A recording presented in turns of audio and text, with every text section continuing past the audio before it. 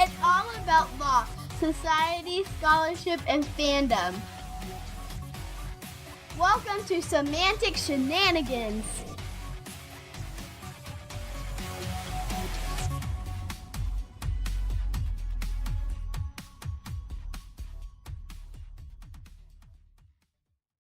Good evening, everyone, and welcome to Semantic Shenanigans show number 11.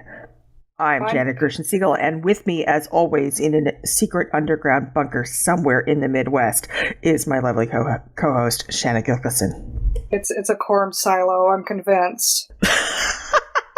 Isn't that next to where all the missile silos are? Yeah. Don't get them confused. I think I have our show name already. Oh, no. Corn silos? No. Our show goes up to 11. It's one louder. Yay! Of course. Yeah, because, hell yeah. And yes, Spinal Tap is definitely a fandom. There's no question about that. Oh, absolutely. So yeah, let's pay an homage to Spinal Tap. Well, this one goes to 11. It's one louder. Exactly. Or one longer. I don't know. We can decide that later, but definite Spinal Tap reference is needed. Yeah. So as you can tell, we do our meetings on the air because that way we do them. Yeah. This would be a fact. So Janet, what's up? Well, what is up is this month I actually went to my first convention as a vendor to sell books. And my pal and I, we went to Somerville, Massachusetts, which is a vortex that swallows people and cars. And we went to what was called Ladies Con, which was for women, or for how did they put it? Anyone who identifies as female, LGBTQ, and also basically anybody. But it had a bit of a feminist bent to it. And we also did a panel. And by the way, we were the first panel of the day. And we did a topic that should be very familiar to listeners, which is that we talked about the Bechdel test. Oh.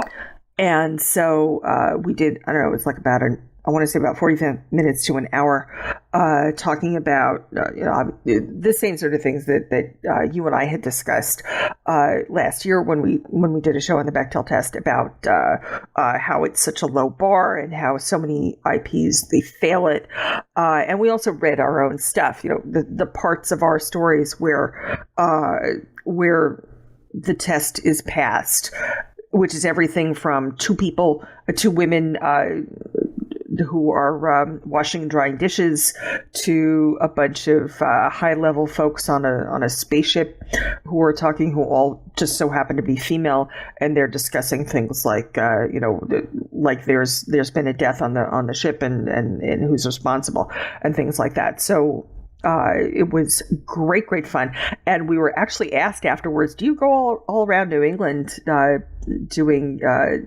panels?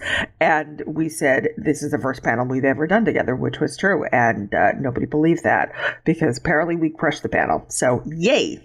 And so was it well attended? Yeah, I think so. I want to say there were probably I want to say maybe 50 or so total vendors, but that wasn't the total number of tables, which was smaller, because you had like one or two people at each of these. And the attendance we saw crowds throughout the day. So a few hundred people, maybe a few thousand. When it was all said and done, maybe about 1,000. Oh, wow. Okay. Very cool. Yeah, so lots of fun, and yes, and I did sell, so I was really happy about that too. And it was actually to somebody who was in the audience of the panel who was looking really, really eager. So that's always fun, and so that's that's the big news. And also, I'm really scary busy these days because I'm working, writing about business credit. That's what I do for work. And currently, we're trying to step up my game. So I'm submitting articles to much higher level kind of publications, such as Entrepreneur and Forbes. So if I am published in any of those, I will let you know. Oh, awesome. Yeah, do let us know how that goes, because that's really cool. Yeah, it's, obviously it's kind of off on a tangent here, but this is what I do for a living is I write. So the more, higher level credentials I can put out there that say I've been published here, I've been published there, the better is, for my future, certainly. So I'm pleased to do it, although God knows I'm a little tired about talking about business credit 24/7. So yes, I do know how to get your report from places like Equifax, and yes, I did cover the Equifax debacle because that's exactly what it is. Yeah, I still need to figure out what I'm doing about all that, but that's a whole other subject for a whole other time and a whole other podcast. Yes, although I will tell you they are hiring because they've been kicking out almost everybody on their board of directors. Oh, wow. What a mess. So, yeah. Yes, and what have you been doing? Besides worrying about my credit? Yeah, sorry. So, the semester has kicked off, so school is eating my life again. But because I study fandom and media and communication, and because I teach television production, I get to do things like sitting around thinking about the X-Files all day and things of that nature. So I have a 250-word proposal due tomorrow for a presentation that I want to do at the Popular Culture Association, American Cultural Association. Their big convention next year is going to be in Indianapolis. So I got together with some friends and colleagues, and we came up with this idea for a panel about the X-Files because it seems really relevant that the show is coming back now. It came back in 2016, and there's another new season on the horizon. So we wanted to talk about things like the cultural influence of the X-Files.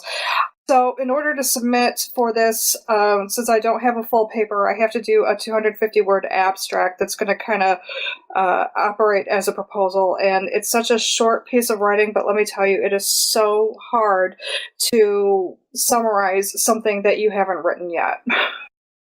Oh boy! So this show is you goofing off? Is that it? Huh?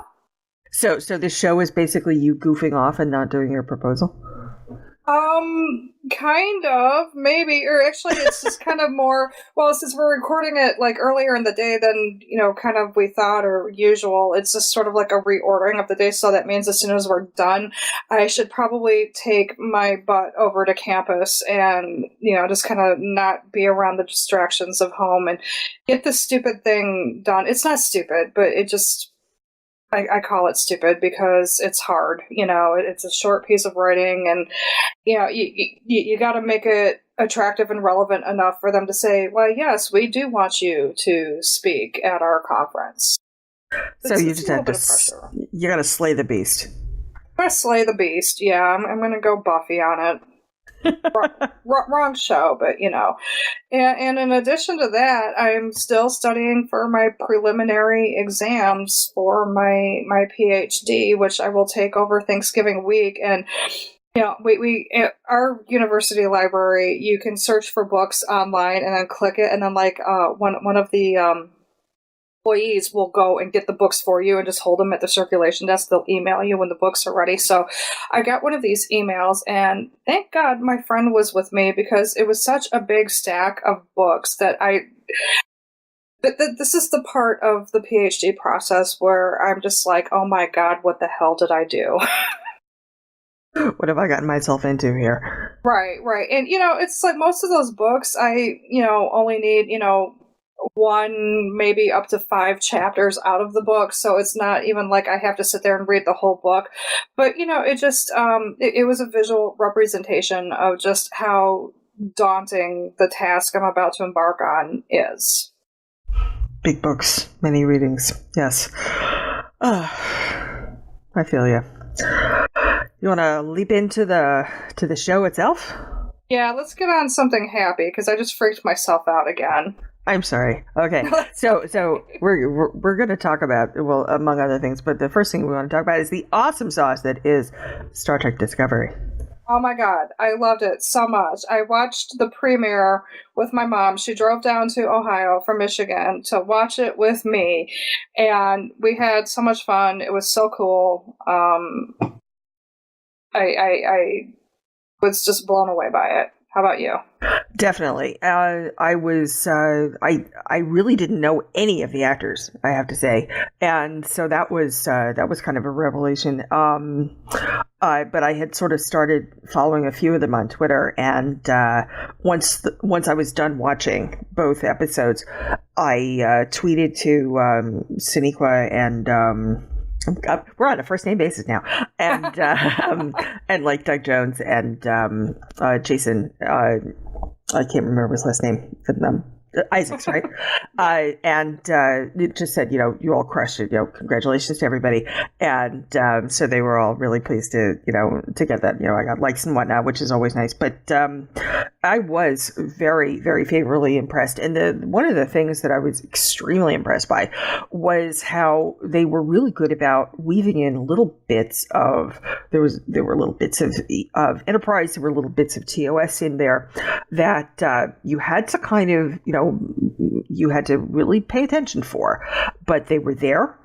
And it showed what I felt was an affection for the other parts of this IP, and very much a respect for it. I know that there are people who are not thrilled with the look of the show.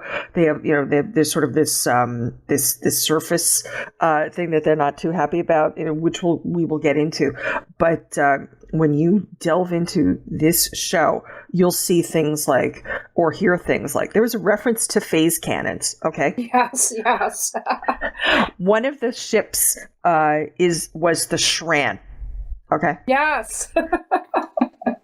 TOS. You could hear the ambient TOS bridge noises on the bridge, which was fantastic. There is a little scene that's available. I've seen it on Facebook, and I'm sure it's on YouTube, which is like a little scenelet, kind of a preview of the 3rd episode, which is the one where the characters start to show up, and there were 2 pieces of technology in there. One of which was absolutely from Enterprise, was like one of those big canister things, and the other one was from TOS, was one of those little like those data, those things that sort of look like floppy disks. There is absolutely there's a lot of affection for the 5 decades of this IP. Well, and it shows that they were really thinking about it too, because they do listen to us online, which sometimes is a good thing and sometimes is a bad thing, especially if they really take haters to heart. But the fact that we're seeing this blending of Enterprise and TOS, with the 2 forms of technology or the 2 aesthetics coming together, shows that they've been paying attention to the concern about how do you make a prequel series made 50 years later, look the right way, and we'll get into like the aesthetic later on. But I just think that this shows that people aren't giving the powers that be their due credit for thinking about this stuff. One thing that I want to talk about too is a couple days after it premiered, I was just kind of bored one night. I went out to dinner with my friend Scott, and I was just like, hey, do you want to watch Star Trek? He'd never seen any Star Trek on television ever. And this guy's an American? And he's I don't know, like there's a lot of things that he hadn't seen. Like he hadn't seen Buffy until like some of us started really talking it up, and I've just now started to get him to watch the X-Files and stuff. So he's broadening his horizons. I will say, out of the shows that I've watched with him, he's responded the most positively to Discovery.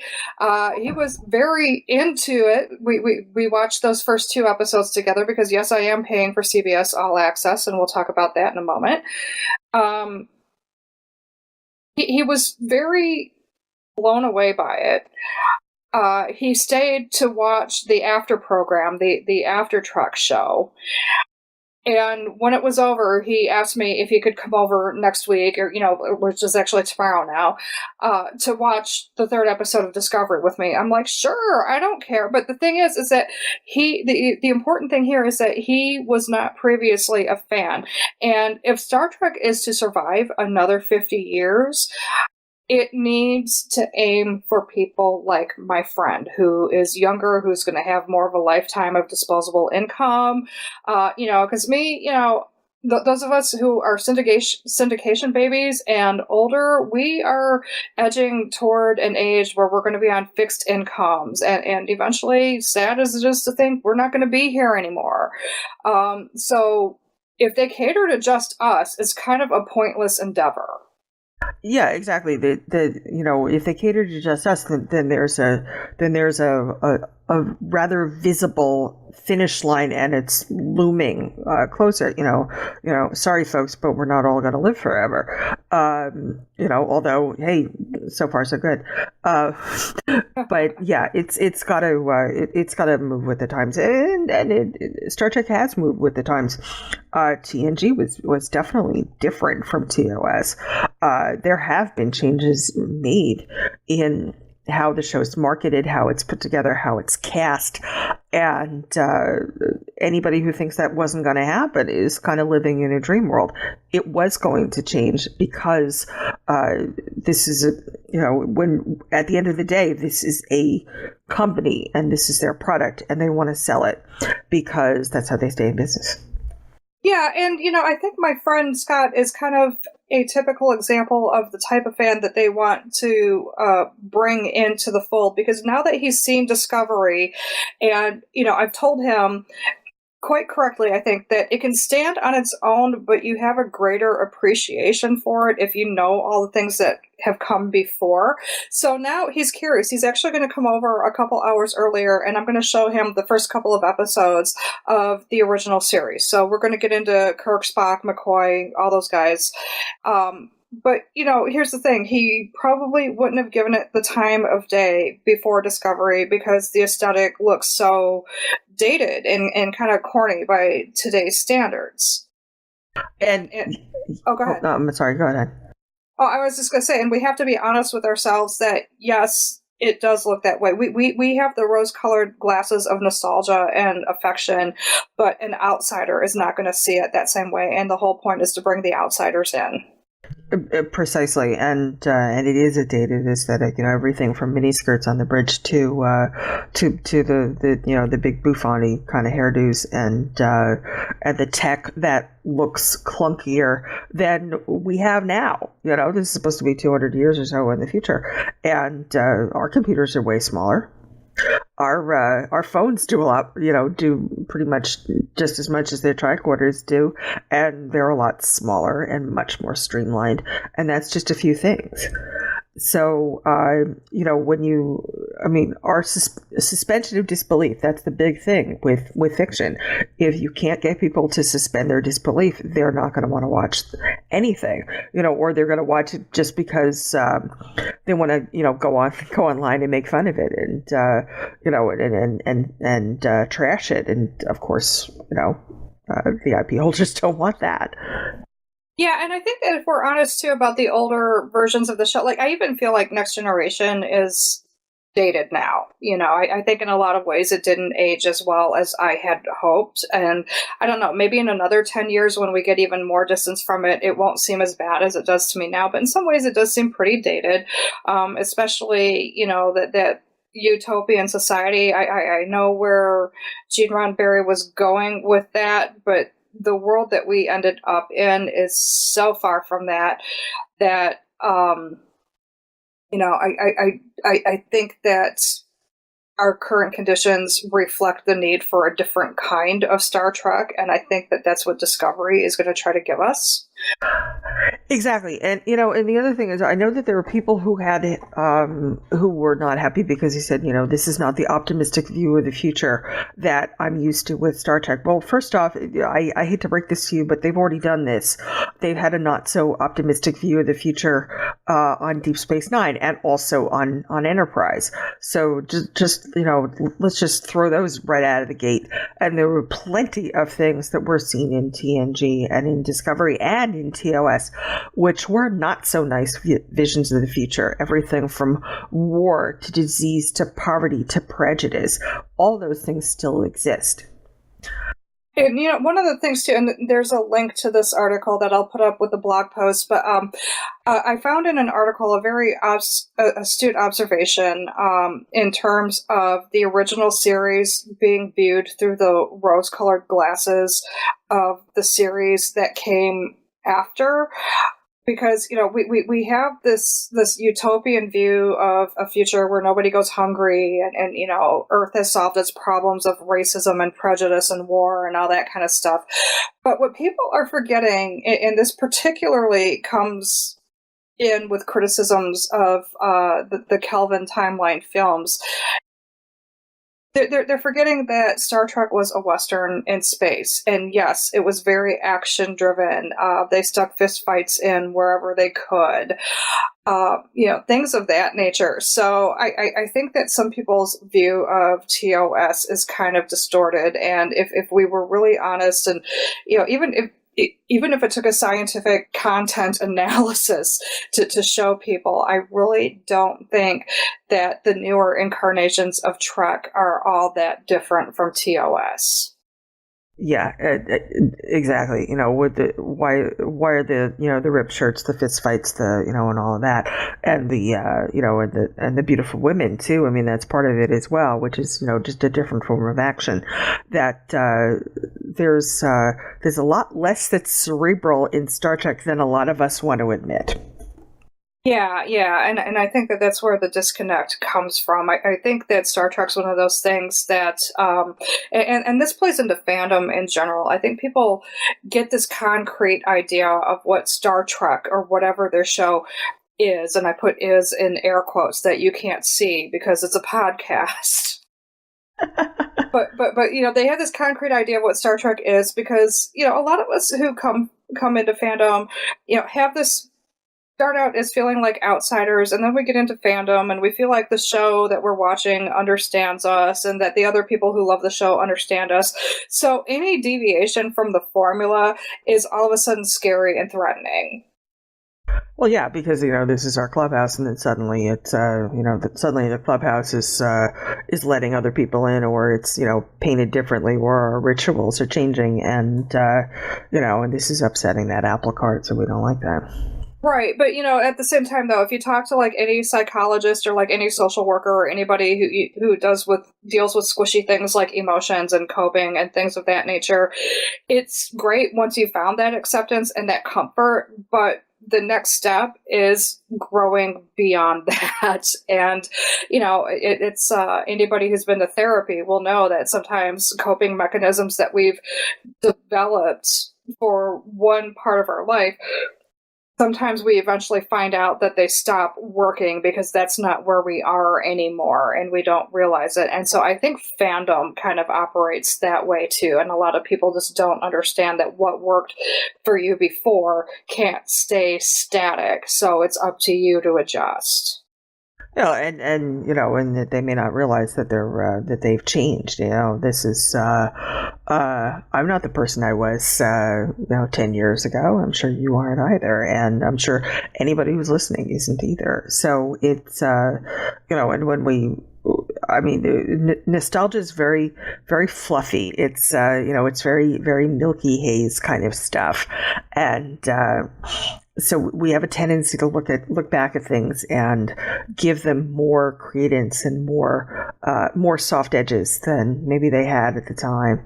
And I do remember a number of things like in the 80s and whatnot, like listening to certain kinds of music or watching certain things and thinking, I really don't care for this right now, but I bet I'll love it in 20 years or whatever, because I'm going to look back at this and say, oh yeah, I really wish this was back here. And I remember thinking about that about Bruce Hornsby, actually. Which is kind of weird, but yeah, now if I listen to Bruce Hornsby, I'm thinking, oh yeah, I remember that. I kind of like that stuff. Whereas at the time, it was like, I got a lot of other things that I like better. And but we look back at these things with this nostalgic filter. So let's talk a little bit about the platform, the CBS All Access.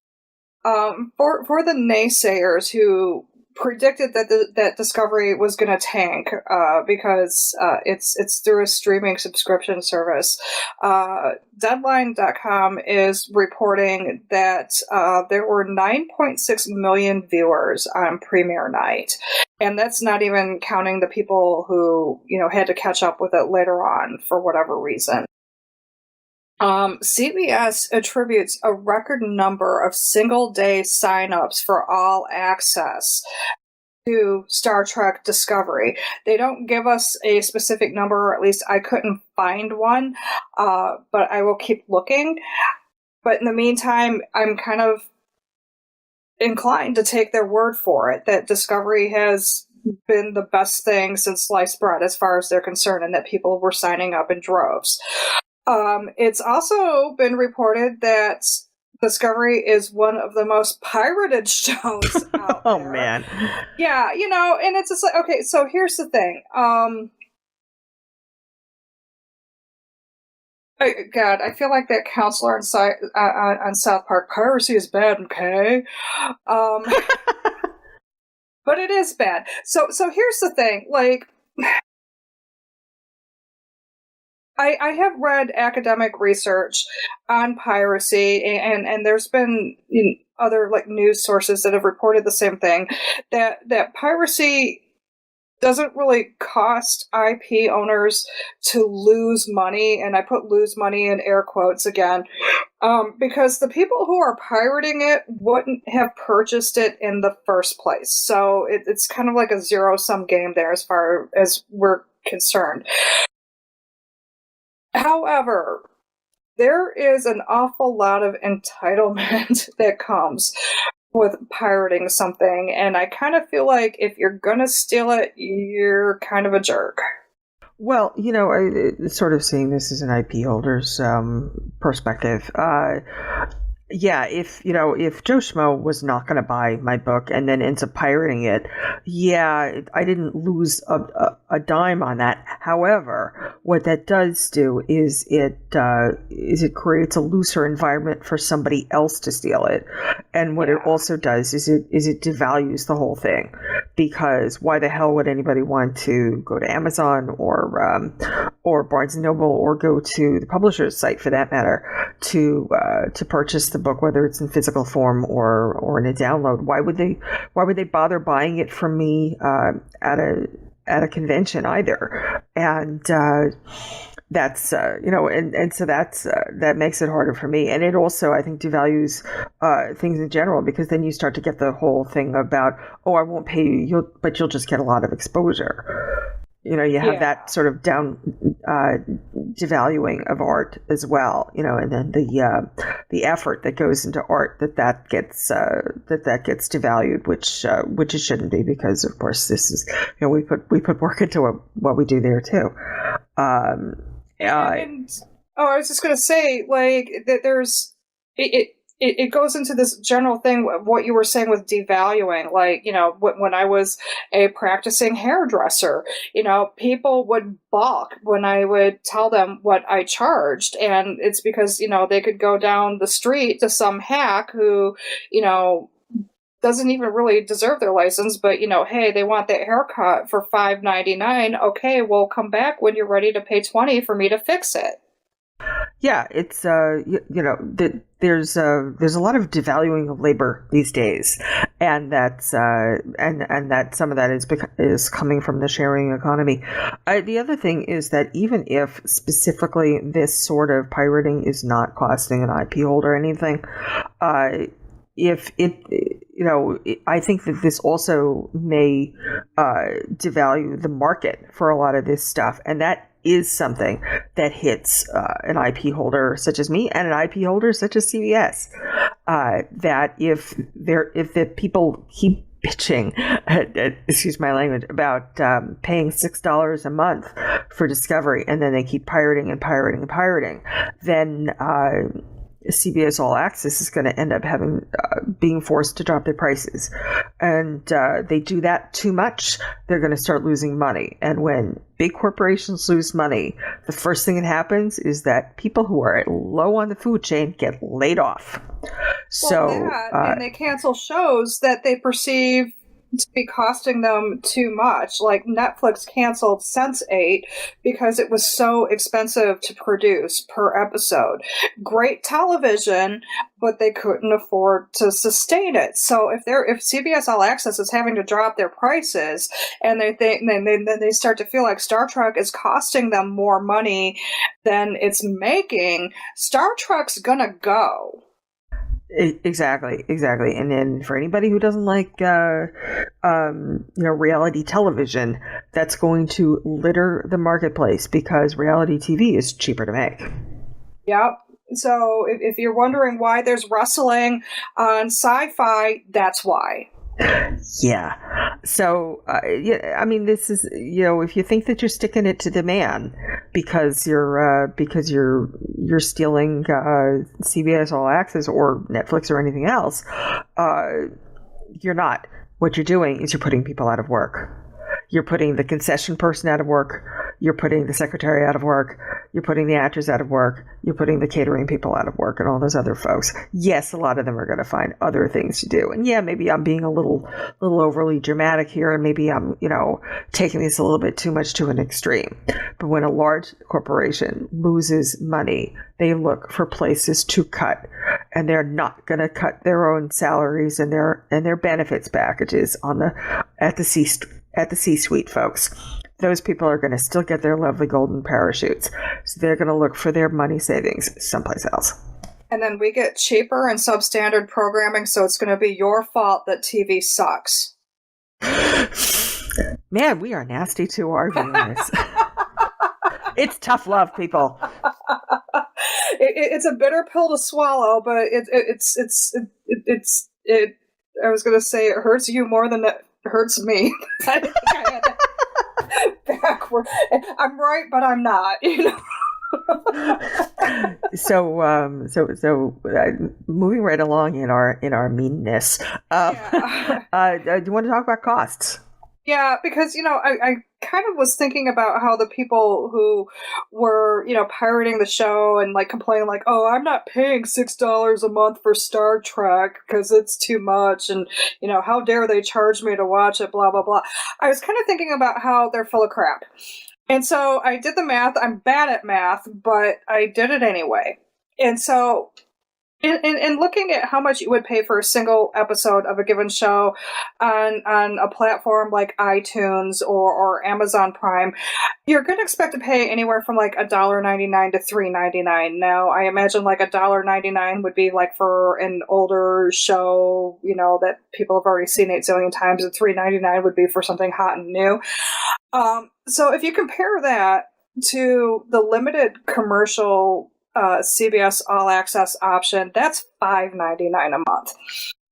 So if you figure that you're going to get an average of 4 new Discovery episodes a month, because there's 4 weeks a month and new episode every week, if you divide that $5.99 by 4, that's $1.50 per episode. So already, compared to even the cheapest price on iTunes or Amazon, you're already 50 cents to the good.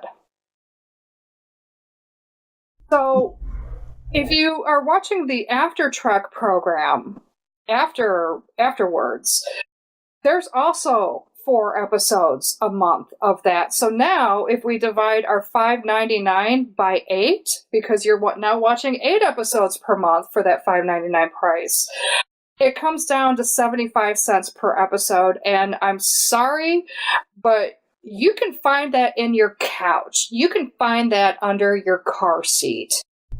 Definitely. And, the other thing is people are saying, oh, yeah, I never paid for Star Trek before. I hate to break this to you folks, but Star Trek's been on regular cable for years, and cable ain't free. No.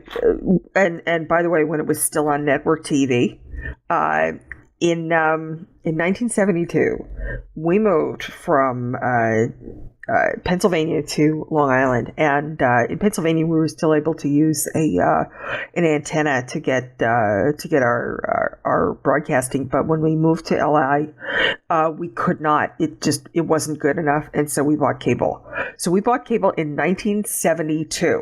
All right, so 45 years ago, and I do recall absolutely watching rerun Star Trek at that time, and I also remember watching it in Pennsylvania back, even before that. But watching rerun Star Trek TOS on cable in Long Island in the 70s. So we were paying for Star Trek then. You know what? You know what my cable bill is every month, and we don't even have HBO, Showtime, and all of that? What? It's about $125 a month. Now, granted, we also get our internet through them, and we get our local phone service through them. So it's not, it's not 100% cable, but we're certainly paying at least half of that a month. CBS All Access was a no-brainer between me and my husband, and in fact, we paid for the no commercials because he can't stand commercials. The minute we started watching this the first time, he said, "Okay, it's paid for." Because for him to be able to watch what he likes without commercials was a godsend. About the only things that we don't have on CBS All Access, because keep in mind, they've got their backlist of a bunch of older shows. He's a big Barney Miller fan. Barney Miller wasn't on CBS. We are also Quantum Leap fans. That wasn't on CBS. After that, pretty much everything else we really love is there. Old Twilight Zone episodes, he's watching them. By the way, he's an NFL fan. The NFL is on CBS All Access, and it doesn't have commercial interruptions. One of the, speaking as you were about the price of cable TV, like I ended up dropping the television portion of my cable bill over the summer because I just couldn't afford it, I'm not making the same stipend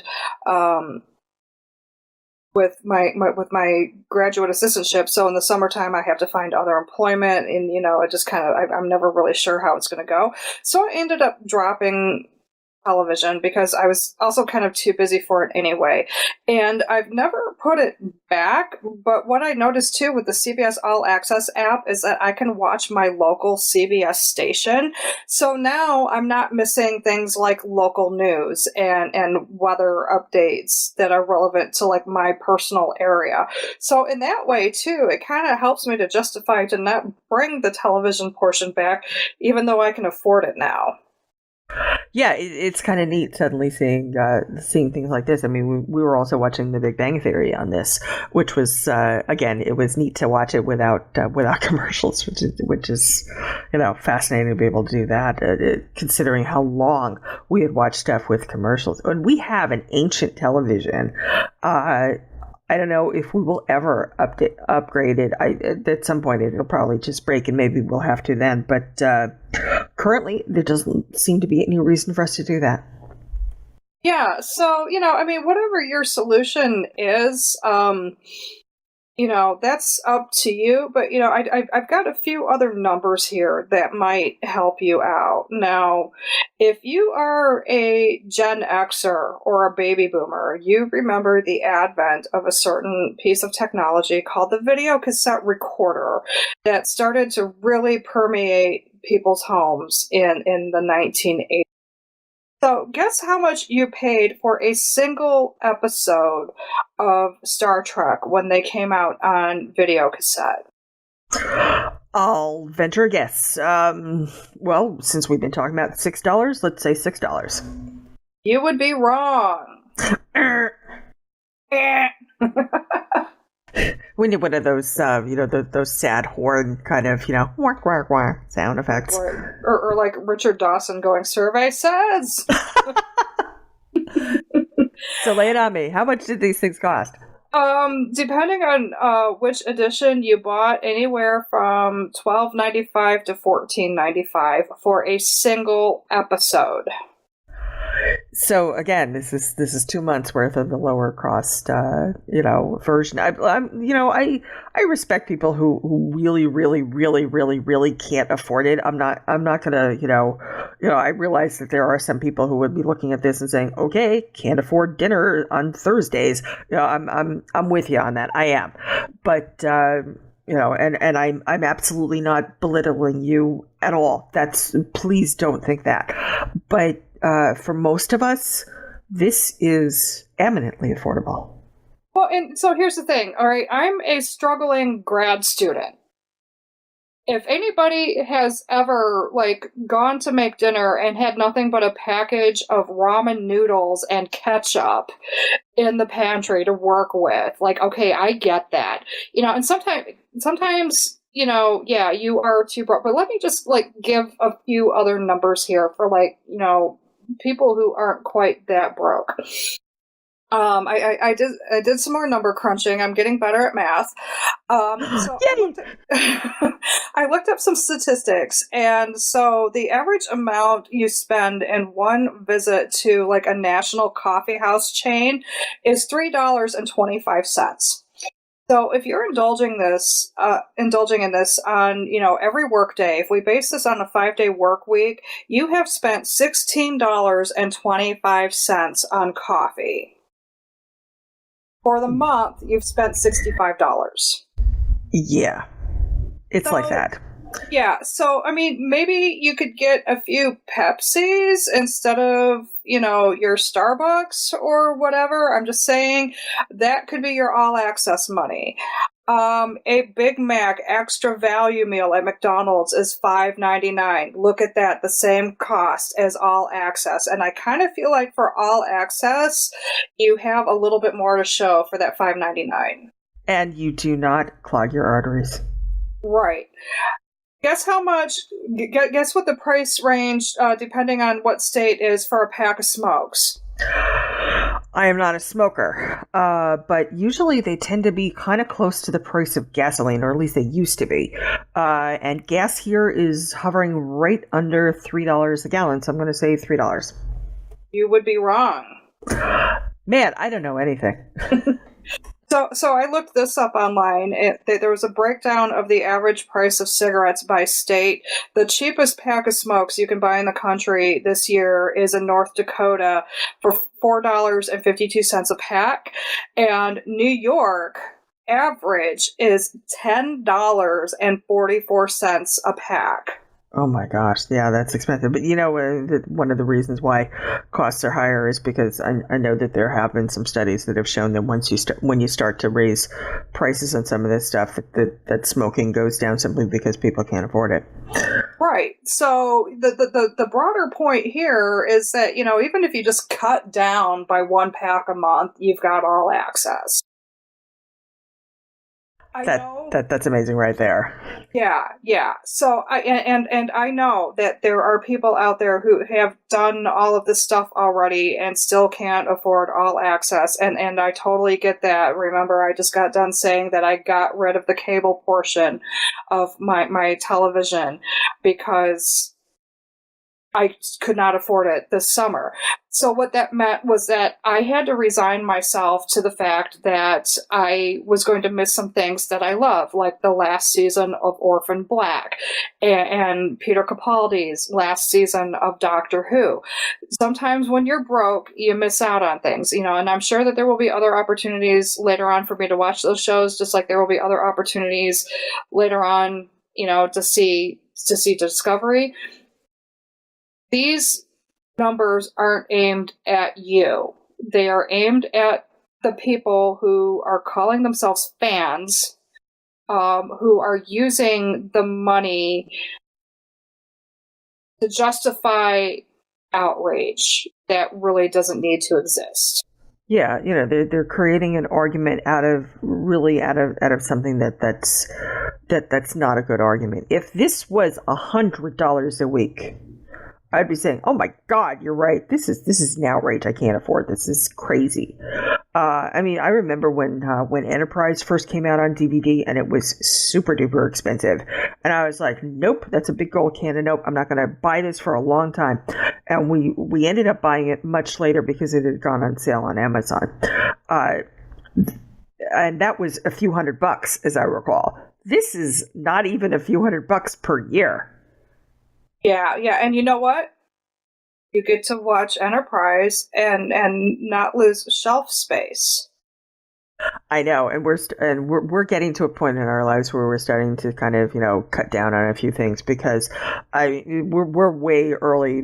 This is not the time for us to retire, and we have a large house, but at the same time, it's like life is too cluttery. We're finding just life feels too cluttery. We want to get rid of certain things, and to be able to get rid of some of that stuff, and also, by the way, to donate it to charity, I might add, is a good thing to do anyway. There's no reason for us to have this stuff anymore because we've got it, and we've got it anytime we want it. And by the way, I could take this account and go to my mother's and use it there. So I don't even have to carry a DVD with me, like, hey mom, let's watch, mom and dad, let's watch Discovery, let's gather around the computer. Oh, we could do that on my account. Yeah, and I don't have to worry about missing it because it'll still be there. If I can't watch it like right at 8:30, I don't have to worry about, oh, did I set my DVR? It's just there for me when I want to watch it. Yeah, we never had a streaming service before. We don't have Netflix. We don't have anything else like this. So this has been a revelation. We had watched like Big Bang Theory on CBS.com even before we ordered anything because you can get the freebie version, which has ads for that. And so we were already kind of getting used to the idea of watch this whenever the hell you feel like it, instead of when the scheduler puts it on. And but this really takes it to another level because it's because also they won't pull it after a few weeks in order to clear the decks for the next episodes, which they do with the free version, I might add. If it sounds like we're shills for CBS and Paramount, we don't get paid by them at all. We absolutely do not. It's just we're both saying this is a really viable solution, and we think the show's worth it. Well, and as a media scholar too, I feel compelled to point out that number one, experts have been saying for years, terrestrial broadcast is dying, and since the terrestrial networks and their parent companies have bought most of the cable channels, cable is dying right behind it, just not as fast. Also, if you factor in, like you said with cable, we have always had to pay extra to get either better or just more content than we've already had available to us. The only thing that's changing is the platform. I think that in the next 10 to 20 years, we're going to find the idea of broadcast television to be just as nutty and primitive as the idea of VHS tapes. Yeah, and it's been pointed out to me that there are some very rural and outlying areas that don't have the infrastructure to get high-speed internet. But that's changing. And I think that once the infrastructure is there, we will see the end of broadcast television. Yeah, and I think also that the more that this comes out, the more that these folks are starting to see, their Twitter friends, their Facebook friends are crowing about this and saying how wonderful it is and how much they love it, then they're going to be talking to their local politicians and their local service providers and saying, hey, something? Yeah, maybe we're not the biggest town out there, but we're missing out here. We demand this now.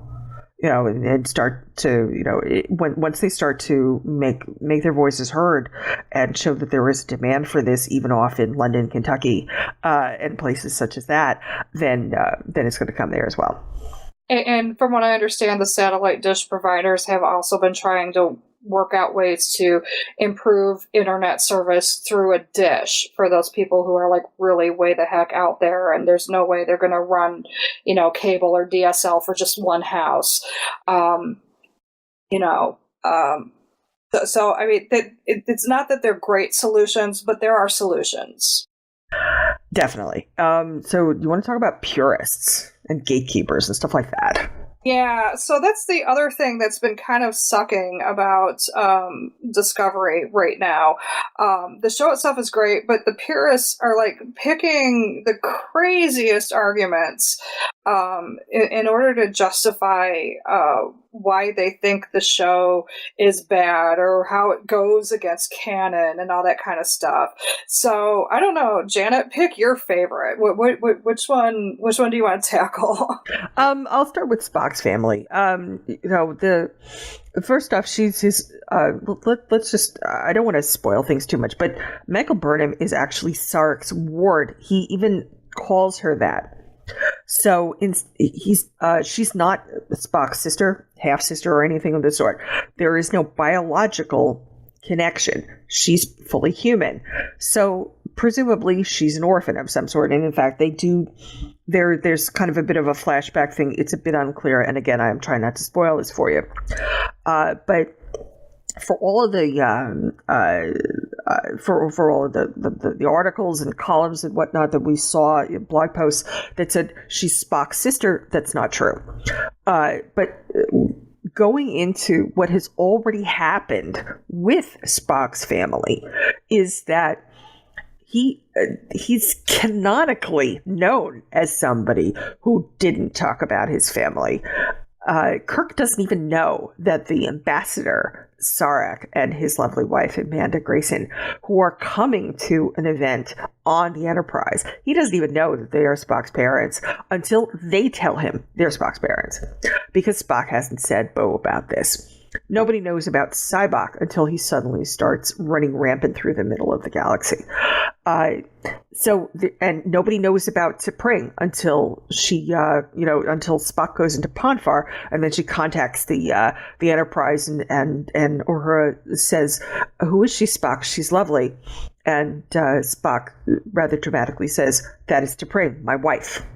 And that one kind of hit Chapel the hardest, if you remember. I'm really sorry, Christine. God, and I love Christine Chapel. I really, really, really do love that character. And yeah, oh my God, oh that poor gal. But you could just see the sucker punch to the gut, man. Like I was just like, I feel you, sister. I feel you. Absolutely, and particularly because she had made him make breath, and then he had thrown it at her. So if that's not love, I suppose. But yeah, that's so canonically already, that Spock wasn't talking about all of this stuff. So him not mentioning her, it's completely actually within character. But even if let's sort of go on a little wacky tangent here. This is 10 years prior to TOS. There's no reason whatsoever why Spock, who's already in the service or pretty close to it, maybe he doesn't even really know what's going on at home. Maybe that's it. Well, at that point, I think Sarek would have stopped talking to him, right? Yeah, they hadn't been speaking for several years because Spock went into the academy and Sarek wanted him to go to the Vulcan Science Academy. So already they're not talking to each other. So why would Sarek suddenly send this subspace communication to his son saying, "Oh, by the way, there's this human girl who, she lost her parents, and we're going to help her out, and for a while." Well, this is a very human thing, but this could have also even been I don't know, Amanda's influence or whatever. But okay, so things were rocky with his relationship with Spock, so it almost could even be seen as though his taking an interest in Michael and taking care of her is maybe like some kind of guilt for things going south with Spock, and maybe like a way to atone for being such a a bad father. I don't know, like. Yeah, I mean, this could very well, I mean, we can spin our own canon as well, our own head canon, where Amanda, says to him, you've really been a jerk to your own flesh and blood. Here's a chance to be kind to somebody, and we've got this empty extra bedroom. Why don't we, bring her in for a few years, and because it's the right thing to do, and.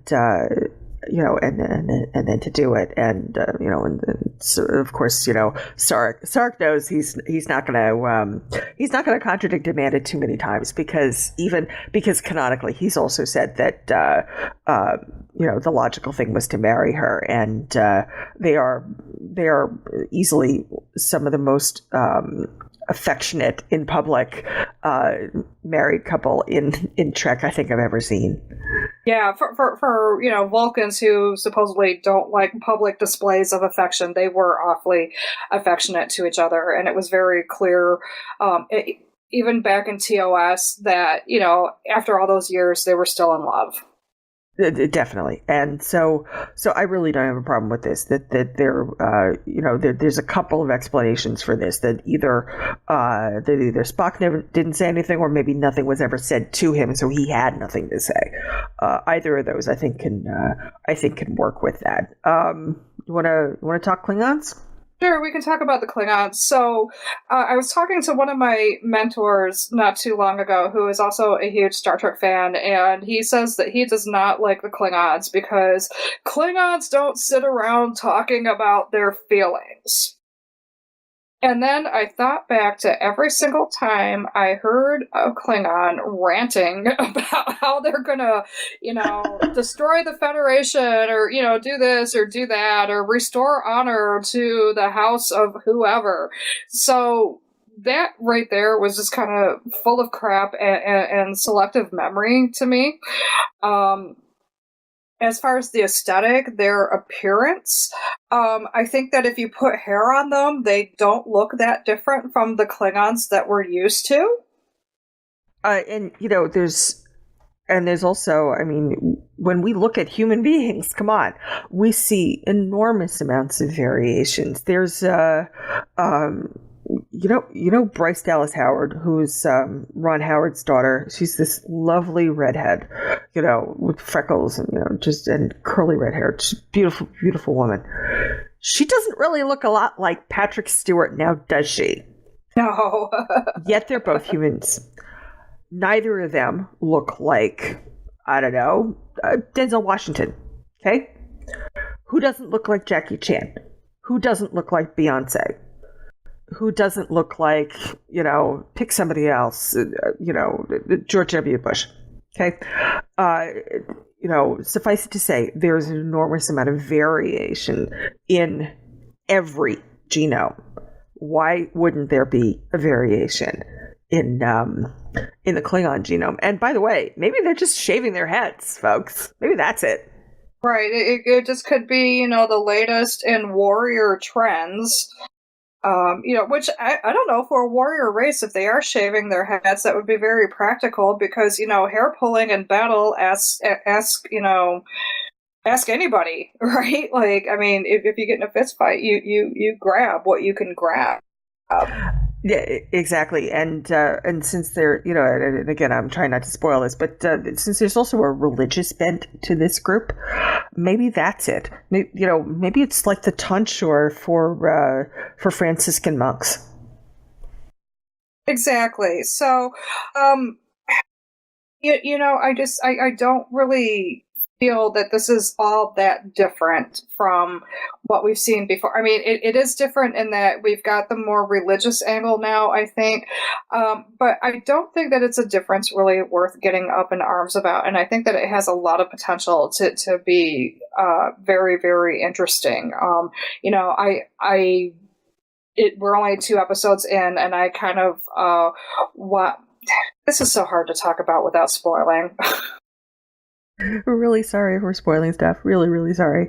Well, I'm not going to spoil it, but like, there's a big thing that happens with the Klingons at the end of the 2nd episode, and I'm already invested in what happens next. Yeah, exactly. And one other thing I wanted to point out is that again, harkening back to Enterprise, their clothing is absolutely, and my husband pointed this out too. It's like the Xindi reptilian aesthetic. Yes. And it was funny because he's not quite so elbows deep in a lot of this stuff. And he said, until I realized they were Klingons, I thought they were Xindi reptilians. Ooh, interesting. So hey, maybe there's a connection there. Maybe this crowd is, maybe they were into that. Ooh. Oh, now there's fan fiction whirling around. I was going to say, a plot bunny has been born. Yeah, so anyway, and so like we've got Spock's family, we've got the Klingons. So to say that these changes or these new things that we've learned about them are inconsistent with canon, well, any show that's currently in production, I mean, while Next Generation was in production, every single thing it did had the potential to be inconsistent with what came before because the story was still being written. The story is continuing. So, no, nothing that they do is against canon. They are adding to canon. And there's a huge, huge distinction there, and it's an important one. And like it or not, CBS owns Star Trek right now, so canon is whatever they say it is. Exactly, and that's that's the thing that people need to understand is that canon is what the IP holders are putting out, whether it's books, films, television, games, postcards, T-shirts, whatever the heck it is. That's what canon is because they're the ones who are creating it. Yes, we have our own head canon, quote unquote, our own thoughts, our own impressions, our own feelings, but. Quote unquote, what's really canon is this. Leonard Nimoy even said, don't worry about this. Just relax and say, okay, I want to see where Star Trek is taking me today. Dayton Ward, who is a best-selling Star Trek tie-in author, says pretty much the same thing. Canon, schmanon, don't worry about it. I mean, they're looking for an internal consistency. I absolutely respect that. That makes perfect sense to try to have internal consistency. When you say that, a particular town is east of a particular other town, it's got to stay east of it, right? Because that's internal consistency. That's one thing. But this shouldn't be handcuffs. Oh, go ahead. I'm sorry. It shouldn't stop people from being creative. It should give them a framework, certainly. So they can't suddenly say, well, this isn't east anymore. Now it's south. You can't say that, unless you account for continental drift and you have other explanations for it. But so internal consistency, there's nothing wrong with it, and that's a great thing. But it shouldn't be strangling people. Well, and Star Trek has retconned the hell out of itself over the last 50 years. I mean, let's be honest about that. The Klingons inexplicably changed at Star Trek the Motion Picture. And we've talked about this on the show before, but I feel like it bears repeating because they changed for no other reason than the fact that they had a budget and could do some cooler things, whereas before in the 60s with their limited budget, you just kind of had to put darker makeup on the actors and give them Fu Manchu mustaches and lame vests, that's what they had to work with, so that's what they did. I can understand that. I can respect that. And I think that it would have been better for us as a fandom if they had just let that stand instead of retconning it in Enterprise as they had. Yeah, that was kind of a weird choice, actually. Yeah, so I don't know, like canon schmanon. So I think that if you're getting upset about inconsistencies with canon, you're kind of taking the wrong things away from the show. Yeah, and the show has had so many inconsistencies. Everything from James R. Kirk to to how far away certain things are, or how fast the ships can go, to the look of the Klingons and everything else. So it's just chill, Stop folks. Don't worry about it. It's so not important in the grand scheme of things, folks. Stop it. You wanna move on to another show? I do. But so let's talk about the Orville, which I have not seen yet. You haven't seen it. So the Orville, there's a lot of debate about what the Orville is. It is definitely inspired by Star Trek.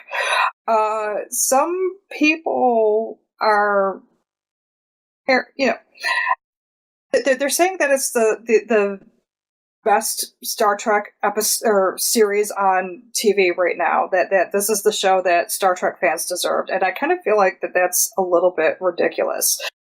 Now, just to give you some background, Seth MacFarlane is a fanboy for sure. Like, he's the show, I think, is definitely for our people. For a comedy, and especially right out of the gate with the pilot, I found the characters really well developed and pretty complex. And just to give you an example, the second in command, Kelly Grayson, is the captain's ex-wife, and they got divorced because she cheated on him with a blue alien, which was like just totally like, you absolutely had to make the connection to like this mythos of Captain Kirk sleeping with anything green. But so you kind of feel like that she's going to be kind of like this intolerable shrew through the show, and that there's going to be like this Bickerson's kind of relationship between her and the captain. And without spoiling too much, like at the end of the episode, you actually find out just how badly she feels about what happened to their relationship, and how in these secret, unseen ways, she's actually trying to support her ex-husband by way of atoning for what she did, and helping him get through any of the consequences he suffered because of the end of the relationship. Which is complex, and way more than just making her into a cardboard bad guy. That's interesting. Right. Yeah. And so, like, I don't even think Star Trek has done anything like that before. So that's just like one example. Yeah, so the comparisons to Discovery, like, I'm kind of like having a problem with this, because like a lot of fans are treating this as an either or proposition, and I don't know, I just don't have the energy for those kinds of fights and rationalizations right now. I'm busy, my attention has to be focused on other things, and honestly, I feel like I've been a happier fan since I've allowed it to be both and. Because let's face it, folks, we can be fans about anything we want to be. This isn't a marriage. You can be fans about plenty of things. Yeah, and I think that a lot of people, like, in the beginning, critics were kind of hard on the Orville, whereas fans loved it. I think that, because it is a Seth MacFarlane project, they were expecting Family Guy in space. And that's not what it's trying to be. They were expecting Star Trek. And even though the inspiration for Star Trek is definitely evident, and the loving homage to Star Trek is evident, it's not trying to be Star Trek. I think some fans were expecting satire and parody like Galaxy Quest. It's not trying to be Galaxy Quest. And, I do need to catch up. I'm one episode behind. But it hit me in preparing for the show that a comparison to Star Trek is not necessarily appropriate. And in a lot of ways, I kind of see it as being more akin to MASH. Huh. How do you see that? So MASH obviously was a comedy, a situation comedy, but it also knew when and how to be serious. It dealt with issues like PTSD, alcoholism and drug addiction. It dealt with workplace politics. It dealt with the costs of war. But it dealt with these issues in a non-sitcom kind of way, like next on a very special episode of, whatever show you're watching. Blossom. Right. Well, I was going to say that and then I didn't. And so, oh my God, you're in my head. Get me out of here. There are cats in here. Furballs. MASH just was. And so when I see these complex relationships and I'm seeing, the storyline about divorce and even like, depression that kind of came out of that. These characters are very rich already. They're very complex. They're dealing with issues that people deal with. So I kind of think that maybe that comparison to MASH is a little bit more apropos. Because there's there's a mix too. It's not just okay, this is going to be the big laugh riot, or this is just going to be the drama all the time. So there's the audience kind of gets a break. It sounds like. Yeah, like MASH was funny, but it also was not afraid to make you think. And I think that's kind of what the Orville, once it really gets going, I think that's probably going to be the stride it hits. Or at least I wouldn't be at all surprised if that's the way it went. Cool. And so that there's a potential to be, to not just be, amusing certainly, but also to have a point, which is good. And hey, the more of that, the better. Yeah, and a lot of the things that I've been seeing in the various fan groups on social media, surrounding both Discovery and the Orville, and basically anything ever, period, whether it's in fandom or not, is that a lot of these debates are shrouded in opinion rhetoric, in that anything from claims of crying IDIC and then crying foul when somebody else offers a contrary opinion, or yes, that's always interesting. Yeah, and or just, well, we have to respect someone's opinion because it's an opinion. And I'm going to read you a quote from Douglas Adams that I kind of find really appropriate to the situation. And Douglas Adams said, "All opinions are not equal. Some are a very great deal more robust, sophisticated, and well supported in logic and argument than others." And I think that people kind of have this idea that they can't be told that they're wrong if they frame something as an opinion, because opinions are personal and we can't be told all about ourselves. Yeah, and and certainly the question of, do opinions have different weights? Do they have? Do some of them have more credence than others? Oh my gosh, of course they do. My doctor has a much better opinion on the latest antibiotic coming out than I do. A much more educated one, a much more intelligent one, a much more on point one, I'm sure. Yeah, and it's just like, just to kind of like make a sort of ridiculous comparison, but this is sort of something that I'm observing kind of anecdotally in our society and on social media right now.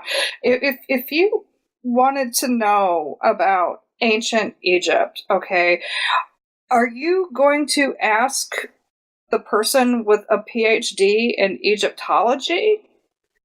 Or are you going to listen to that guy with the crazy hair on Ancient Aliens? Yeah, exactly. Or just the guy down the street. Your barber. I Right, mean, right. there's we should give credence to to education, certainly, to training, to experience. Yeah, so, I mean, and that's not to say that, somebody who doesn't have a PhD can't have an opinion, but think about how informed your opinion is. And if that person with the PhD says, well, actually, there are these other factors to consider, blah, blah, blah, don't discount that just because that's not your personal experience or because it doesn't fit the narrative that you like. Yeah, I think that this is something we're sort of having problems with as a country these days. Absolutely. So, again, it's kind of broader than fandom, but fandom is, a nice little petri dish to see what's happening in the rest of society, I think. And so any argument that we're having about Star Trek or the Orville or which one's better or which one's captain can beat up the other captain, whatever, it's an allegory for what's going on in the rest of the country. Yeah, yeah. It's the I'm right, you're wrong, and I won't listen to you, and there's no changing me, and also the concept of that everybody's opinion has an equal weight, and that just ain't true, folks. Yeah, and kind of researching this part of the show too, I kind of came across something that was really, really interesting, in which they said, opinions are a process. Which means if you formed an opinion and you kind of dig in and you won't change it, it stops being an opinion and it starts being a belief. Yeah, it becomes faith, basically. Yeah, whereas an opinion, you should be open to new facts. And even if you're not really sure about what the other person is telling you, there's really no harm in saying, wow, that's really interesting. I hadn't heard that before. Let me look into it. But, by all means, actually look into it. Well, this is what we've all kind of come to, which is that any sign of weakness, any show that you don't know something, is, oh my God, what a horrible thing to be. That you don't know this, that you didn't experience this, that this isn't in your wheelhouse, and of course you can't know everything. Of course you can't have possibly read everything. Good Lord, you can't. It's not possible. So, by saying, I'll take that under advisement, I'll think about it, I'll read up on that. Yeah, that's interesting. Let me take a look at that. This is not a sign of weakness. This is a sign of strength. This is a sign of saying, okay, I need to expand my education. Nothing wrong with expanding your education. Nothing bad about that. Hell, that's a great thing to do. Absolutely. And just use some critical thinking skills too when, deciding what sources to pay attention to. Yeah, that's another part of it as well. I mean, I saw a young girl online a few weeks ago who thought that she was pregnant, and even though she was a virgin, I might add, and she said, well, there's this baking soda and vinegar test that you can do, and it shows you blah blah blah, and if it bubbles up, it does this, and I had to say to her, okay, first off, get your medical information from WebMD or from your own doctor. Let's just start with that. But secondly, this is just the normal reaction between baking soda and vinegar. It happens all the time. That's how you make a homemade volcano. It has nothing to do with pregnancy or the gender of a child or anything like that. And in fact, this quote-unquote FACO test was actually being used not only to either show whether someone was pregnant, but also as a home pregnancy test kind of nonsense, but also as a means of showing whether you were having a boy or a girl. And so not only is this just hokum to begin with, but they can't even get the story straight. Yeah. So again, larger social problems playing themselves out in fandom.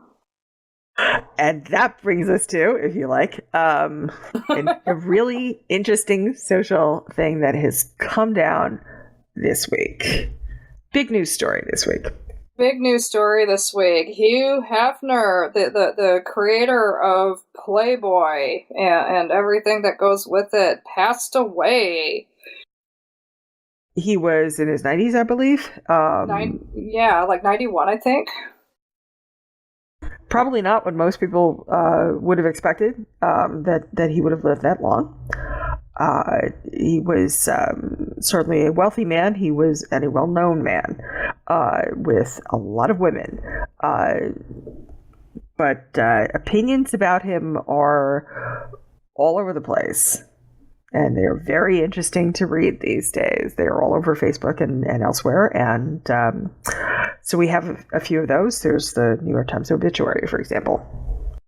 Yeah, and, granted, I didn't, read too deeply into it, and I just kind of provided the link by way of saying, here's a reputable news source reporting that a thing happened. Hefner was kind of regarded as an underdog in some ways because he's how do I put this?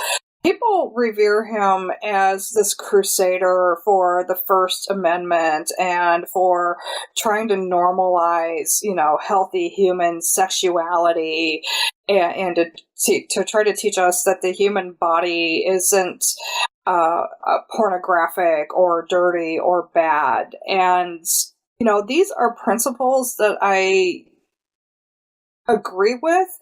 I don't think Hefner was that guy.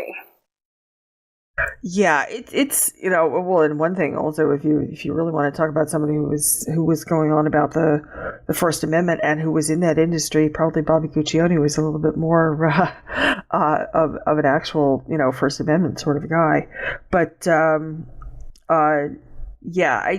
my first exposure, there's a bad word for this, to Hugh Hefner, was in the 60s, because he would occasionally be on as like a guest on Laugh-In. You'd see him, in his pajamas and whatnot for that.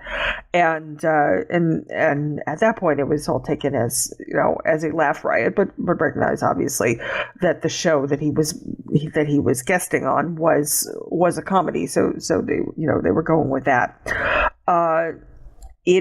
At the time, it was the Playboy Club was big time exclusive. It was a very big deal to have a key, and so there was a very it was its own fandom. It was its own little clubhouse, quite literally. But that changed. It became a bit more open, and so the cachet kind of went away in the 70s when Jimmy Carter was running for president. Of course, they had a very big scoop when he was interviewed, and he talked about things such as lusting in his heart for other women other than Rosalind, and so they did have a journalist bent to them, at least at the time. And then, of course, the and the magazine continued to change, and certainly, I'm sure his his involvement with it changed as well, in particular as he aged. But his background is absolutely of somebody who's squiring around an enormous amount of what appear to be interchangeable blondes. Yes. And not necessarily women with any talent other than being beautiful. And being beautiful is a wonderful thing, certainly. But that they had nothing to recommend them beyond looks. Well, and I think that even plays out in interviews with Hefner. Recently, they replayed his interview with Terry Gross on NPR's Fresh Air. On the day that he died, and Terry Gross is interviewing him, and she's talking about the fact that there's an over 50-year age difference between him and his girlfriends even back then. And I believe this interview was done back in 1991. And so when he's talking about the age difference, and granted, I will be one of the first people to say that, age is pretty much just a number unless you're dealing with a minor, because ew. But otherwise, yeah, if you're happy, that's fine. But there gets to be a point, though, like if you're with somebody who could be your grandparent. Terry Gross even asked him, like, how does that relationship work? Like how do you complement each other, or how do you, how are you even on the same plane there? And so Hefner is saying things like, well, I bring my age and my wisdom and my experience, blah, blah, blah. But when it came to like what the woman in the relationship would offer, he kind of had nothing except youthful exuberance. I mean, his girlfriends at the time were still in college. Yeah, I mean, well, look, I am 55 years old. So somebody 50 years apart from me is either a 5-year-old child or is 105. But I can't even see being in a relationship with somebody who's 25 at this point in my life, because it's not that there aren't people who are wonderful, and I'm trying not to, tar everybody with the same broad brush, but I've got life experiences that just aren't the same as theirs. And I have memories and a background that just isn't theirs. And this doesn't mean that they're wrong and I'm right or anything of the sort. It just means that I don't see a way for people who are that far apart to see eye to eye. And I also would kind of wonder about the there's a, what's the underlying psychological part of this? I mean, if, in 20 years, I will be 75 years old. Okay. So if I dated somebody who was 25, so let's say 20 years go by, they're 45 years old. I'm 75. I'm kind of probably getting on my decline at this point, or at least I'm probably going to be getting close to it. Hopefully I don't have Alzheimer's. Hopefully I haven't had a heart attack or cancer or anything of the sort. But the odds are going up every year. Whereas my paramour is in the prime of their life, in the prime of their earning life as well. And I'm an albatross around their neck at that point. So why are they there? What are they getting out of it? Yeah, I mean, at the same time, there's kind of this part of me that's like this hopeless romantic who believes in true love, just that it doesn't exist for me. I can totally buy that, the heart wants what the heart wants, and you can't help what you feel. I have felt things for people that I could not explain. I get it. Age spreads to a point, again, kind of like not a problem for me. I kind of like look at it this way. If it's close enough that you could realistically be siblings, so, even a 15-year spread, maybe even a 20-year spread, because that happens in very large families too, I could buy it. But like beyond that, if it's impossible that you could have been siblings, that's kind of where things sort of start to fall apart for me. Yeah, it becomes a generational issue, and then it's that it's so hard to relate to each other, because I've dated people who were who were over 10 years older than me, and at the time it was like I was in my 20s and the guy was like in his 30s or his late 30s, and it wasn't really, really bad, but I remember at the time thinking that if he was, if Jim was much older, that I would not be quite so thrilled. And as I recall, he was the one who broke it off, because he said, I can't relate to you anymore.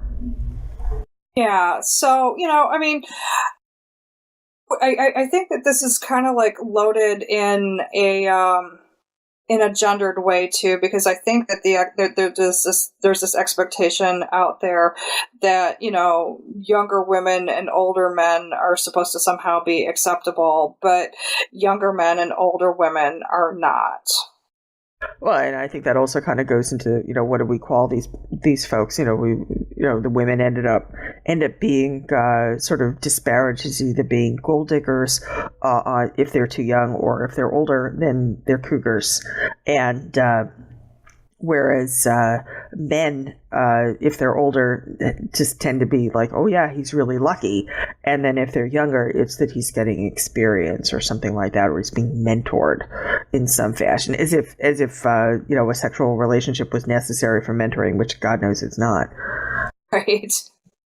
So this kind of brings me to this idea of normalization and internalization of misogyny. And I don't know, should I go ahead and talk about the David Gerald thing?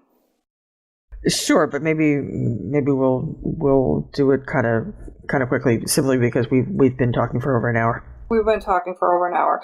So there's been a lot of, how to put it, some whitewashing of Hefner's reputation out there. And David Gerald posted a Facebook post basically saying that, now is not the time to focus on what Hefner did bad, out of respect for him because he's dead.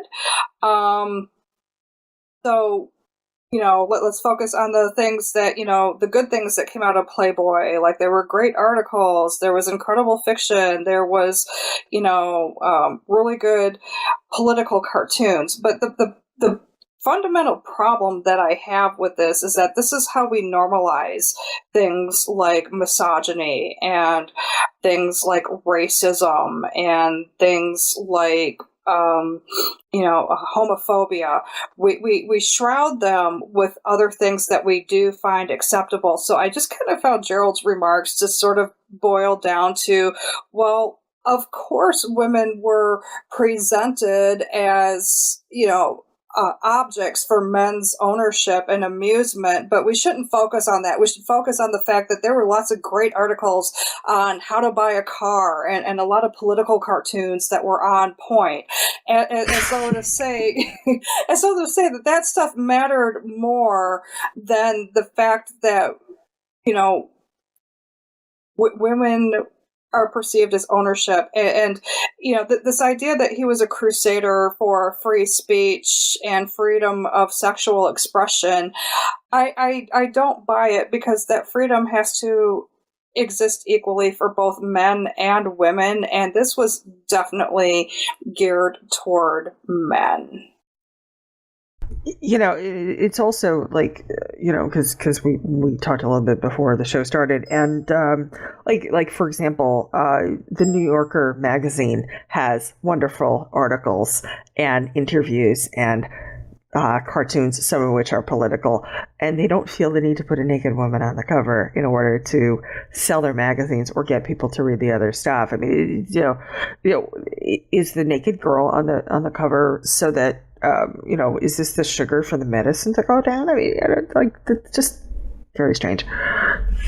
Yeah, so, and out there too, there's like a lot of allegations that, basically the way he treated his girlfriends in the Playboy Mansion, there's a lot of behaviors that are similar to that of domestic partner violence.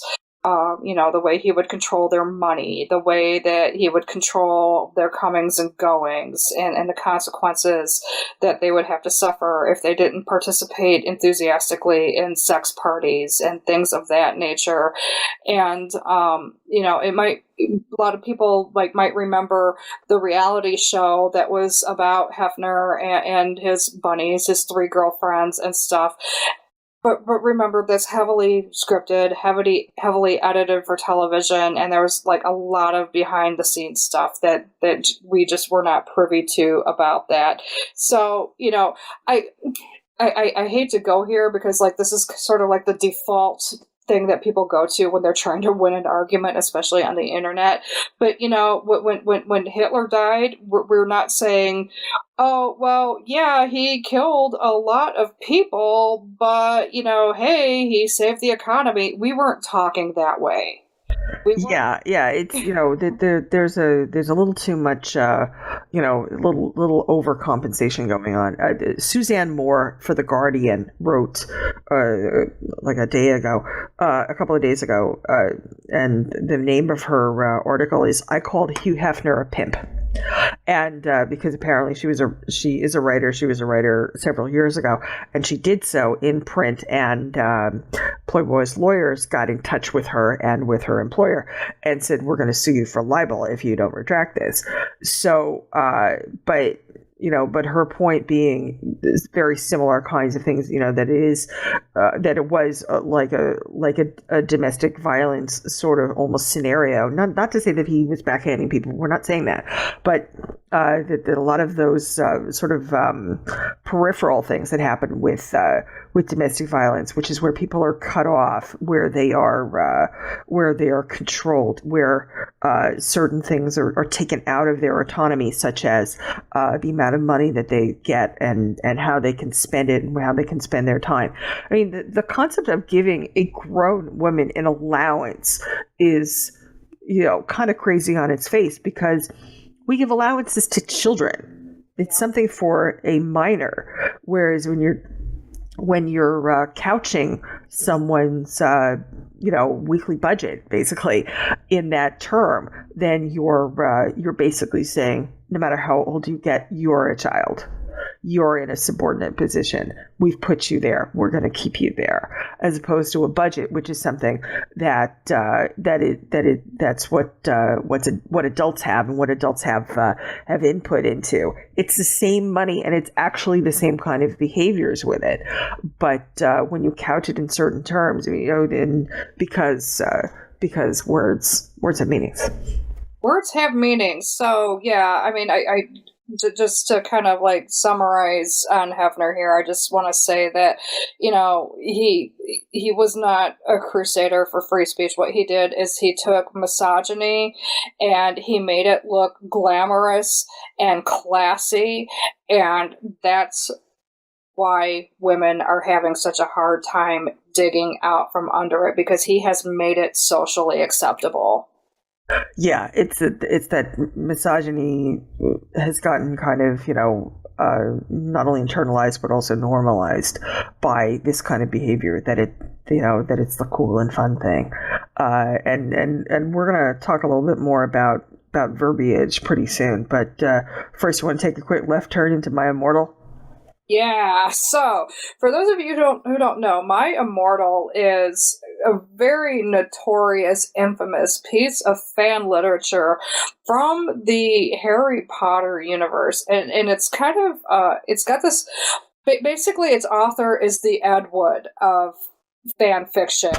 It's That's a really great way of putting it. Yeah, I mean, because you can't decide if it's like so bad it crosses back into good. I mean, I remember being at like a Media West convention and having a room party with my friends, and we actually made a drinking game out of My Immortal, and we didn't even make it through chapter 1, and I'm pretty sure one of my friends fell asleep on the toilet. Like, that's how bad things got.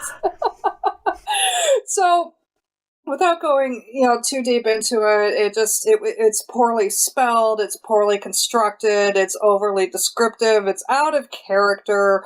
The lead character is a Mary Sue, and she's gothier than goth, and all of a sudden everybody in Harry Potter is goth, and it's just crazy. So the reason why this is news again after all of these years is that the author of My Immortal has come forward. Yeah, and apparently she was in a very bad place at the time. So Yeah, so the articles that I've read so far say that she was kind of using the story as a way to reach out and find her brother. Apparently, she and her brother both were placed in foster care, and they were separated. And so somehow, and I'm not really clear on what the connection exactly is, but somehow by writing this fic and by putting it out there, she was hoping to find her brother. Now, she has a biography coming out pretty soon here, and so I think that we're going to get the rest of the story then. But in the meantime, yeah, like one of fandom's greatest mysteries has finally been solved. And we'll post chapters 1 to 22 of my Immortal. We'll post a link to that in the blog. It is unfinished. She never finished it, but that's, I think, everything that was out there. Okay, and, please don't make a drinking game out of it, because we don't want to be responsible for anyone's alcohol poisoning. No. So what else is happening in the news, Janet? Well, in other news, Stranger Things was, they had to send out a C&D, but it was actually a pretty funny one, and so we do have that. I don't really want to get into that too much, but we will put the link into the blog so that you can read it yourself. But what has also happened is a lot more political. You kind of have to be living under a rock to not see the take a knee issue that has sprung up all around. I would say pretty much 100% in America. The whole take a knee concept comes from Colin Kaepernick. Last year, had knelt on a football field in protest during the Star Spangled Banner, and he was excoriated for this. I think he lost his job. He hasn't been able to work because of this, and but he was protesting the unfair treatment of people of color, particularly by law enforcement, and that has kind of come around again, and and so we're seeing a lot more people doing something similar. Take a knee is a hashtag on Twitter, and in an effort to protest racial injustice.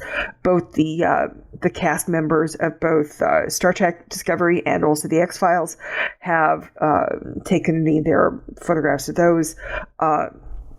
The other thing we want to point out is that the kneeling thing is not meant to be a disrespecting of the flag. It's not meant to be a disrespecting of veterans or at all. It's nothing like that. The intention behind it is to foster a dialogue from a protest about what has gone on and the racial justice that people have seen in the United States. Because one of the things that we've seen, particularly after Charlottesville, is how a lot of racism has become not necessarily normalized, but we're seeing it a lot more openly, and people are distressed about this for very good reason. And can I just interject, Janet? A lot of what the rhetoric that I'm seeing surrounding this, as you were pointing out, it's the kneeling isn't aimed at the veterans. It's not, protesting the national anthem per se. This is what I'm seeing in a lot of the social media, but I'm also seeing a lot of news agencies saying phrases like protesting the anthem. And so this is what I mean when I say words mean things. They are not protesting the anthem. They are protesting during the anthem. The thing that they are protesting is police brutality and racial justice. So I think that it's just kind of misunderstanding that's symptomatic of the fact that people are lazy when they write things. Definitely. Well, it's also, you're writing it for clickbait generation here. Yeah. So I think that it's just kind of like this combination of sensationalism and just people being lazy and maybe meaning one thing but saying another. So people write what you mean what you write. When the kneeling thing first happened, I can't tell you how many times I even saw on social media that people were saying, "Oh, well, it's disrespectful to our soldiers." And I don't know. Most soldiers you would ask would say that they fought for your right to do that kind of protest. So I don't know who's being the snowflake now.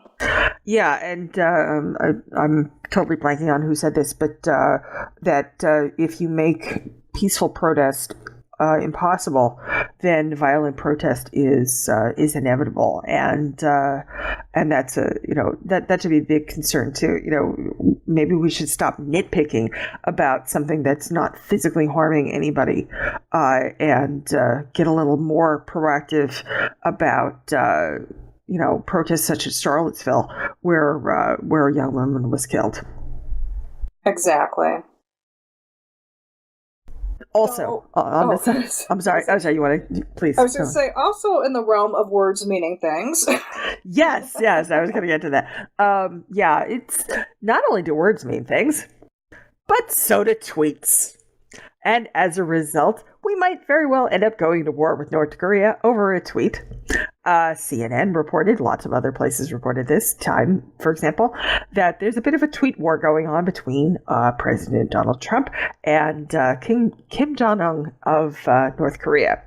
The terms Rocket Man and Dotard were thrown back and forth, and I got to say, if Rocket Man is going out there, then Goodbye Yellow Brick Road is gonna come up next.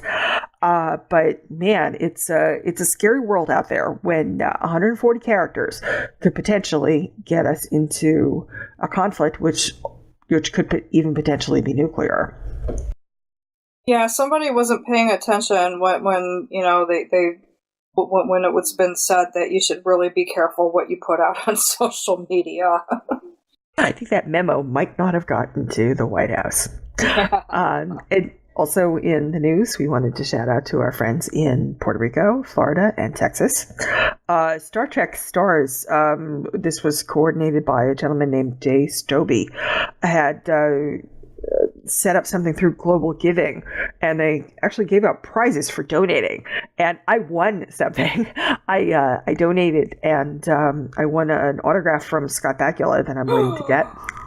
Oh, I'm jealous. I was shocked. I was really shocked. I mean, he sent me a PM, not Bakula, but Jay Stobie, and said, the assistant's they're gonna mail it to you. Can you give me your mailing address? I'm like, what? Yeah, I sort of had that moment of being underwater where words can't come out. But it is a worthwhile cause, of course. Global Giving is still taking money for Hurricane Irma relief. The prizes are probably gone by now, but certainly the need is still there, and our hearts go out to Puerto Rico in particular because they were hit extremely hard. But and also in Florida and Texas, certainly lots of people lost everything, lost their homes. There are people who lost their lives in all three places. And Mother Nature, please, just cut it out already, okay? Yeah.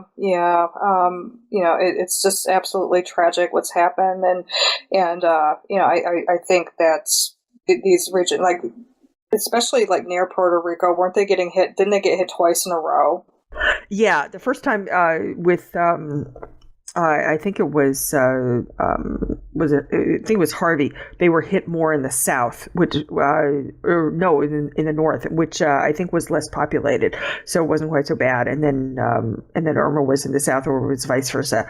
But either way, Irma was the harder hit because it hit bigger population centers. But either way, they've really been knocked around, and there's still a very, very hard situation there. A lot of people without drinkable water, without food, certainly a lot of people without electricity. So, I hope that is resolved soon. And of course, all donations, I'm sure, are gratefully accepted. Yeah, well, let's all see what we can do to help. Yeah, absolutely. So, are we ready to wrap? I think we're ready to wrap. I'm tired. Okay. And you have things to write, and I have things to do. So thank you for joining us. Our next episode is actually going to be with the 24 hours of G&T, but we don't have our time slot yet. Yeah, so stay tuned to the blog to find out when we'll be on. And hopefully, if I can reach him, we're actually going to be talking to a fellow podcaster who also happens to be a cousin of mine. So hopefully we can get my cousin Leon on the horn and talk about a fandom that we haven't talked about that much, which is Doctor Who. Yay! Woohoo! So thank you all, and peace out. Live long and prosper. Peace out. Live long and prosper. And a whole bunch of other stuff that may the force be with you. There you go. And we go up to 11. So thanks a lot for listening. We'll see you in a month. Thanks. Bye-bye. Music provided by Invocation array. Send mail to hosts@semanticshenanigans.com. Follow us on Twitter at 2shenanigans. That's the number, not the word. 2shenanigans. On Facebook, you can find us at Semantic Shenanigans. Subscribe to our YouTube channel, Semantic Shenanigans. Thank you for joining us, and we'll see you next time right here on Semantic Shenanigans.